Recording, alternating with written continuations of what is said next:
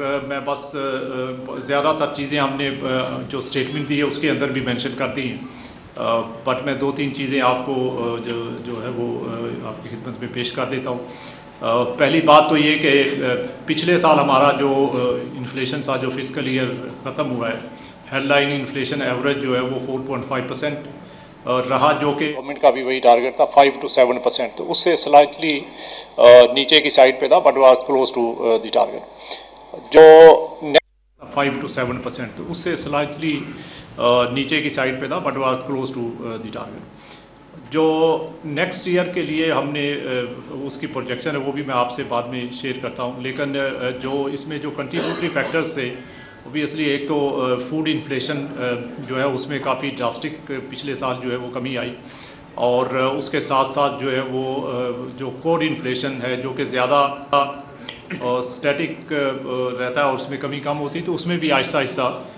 पिछले साल के अंदर कमी आई, और जो पिछला महीना था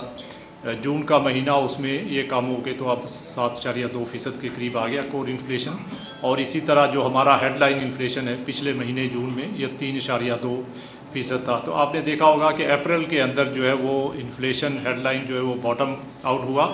और ये तकरीबन 0.3% के करीब आके तो इसने बढ़ना शुरू कर दिया, और पिछले 2 माह में मई और जून के अंदर इसमें इजाफा हुआ है, और आगे भी हम देख रहे हैं कि इसका अगले साल जो है वो थोड़ा शुरू में कम इजाफा है, उससे आगे थोड़ा ज़्यादा इजाफा है, बट इसका नॉर्मल जो स्टांस है हमारा वो वही रहेगा। और इसके साथ साथ जो हम देख रहे हैं कि चूँकि एनर्जी प्राइसेस अभी रिसेंटली कुछ उसमें एडजस्टमेंट्स हुई हैं, और आगे चल के बेस इफ़ेक्ट जो है वो उसका भी वो फेवरेबल नहीं रहेगा, तो उसका भी इम्पेक्ट जो है वो नेक्स्ट ईयर में आएगा। तो इस सब चीज़ों को देखते हुए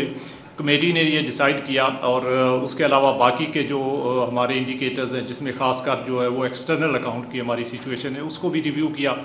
और उसके बेस पे कमेटी ने डिसाइड किया कि हम जो है वो इस साल का इस कमेटी में इन्फ्लेशन इसका जो रेट है वो उसको मेंटेन रखें। ख़ासकर एक्सटर्नल अकाउंट के ऊपर बहुत ज़्यादा केयरफुली उसको रिव्यू किया गया, और उसके अंदर रिसेंट जो चेंजेस आई हैं उसके ऊपर काफ़ी फोकस किया गया। और आपने देखा होगा कि हमारे इंपोर्ट्स जो हैं वो पिछले साल जो 24 का साल था उसके मुकाबले में 25 में उसमें सब्सटेंशियल इंक्रीज़ आया। जो 24 के अंदर 53 बिलियन डॉलर्स के इंपोर्ट्स थे, जो 2025 में बढ़ के तो तकरीबन 59 बिलियन जो है 59.1 बिलियन डॉलर्स वो हो गए। तो इसके अंदर जो ओवरऑल इंक्रीज़ था वो तकरीबन 11% के करीब था, 11.1%। लेकिन ज़्यादा जो इसमें देखने की बात है कि नॉन ऑयल इंपोर्ट्स में कैसे उसमें चेंज आया। तो नॉन ऑयल इंपोर्ट्स जो हैं वो 16% से बढ़े हैं, और ये इस चीज़ को भी इंडिकेट करता है कि हमारे जो इंपोर्ट्स हैं उसमें एक ब्रॉड बेस्ड ग्रोथ हुई है, और साथ में इकनॉमिक एक्टिविटी ने चूँकि पिकअप करना शुरू किया है, तो उसमें अदर देन ऑयल इंपोर्ट्स जो है वो भी काफ़ी सब्सटेंशियल इंक्रीज़ आया है।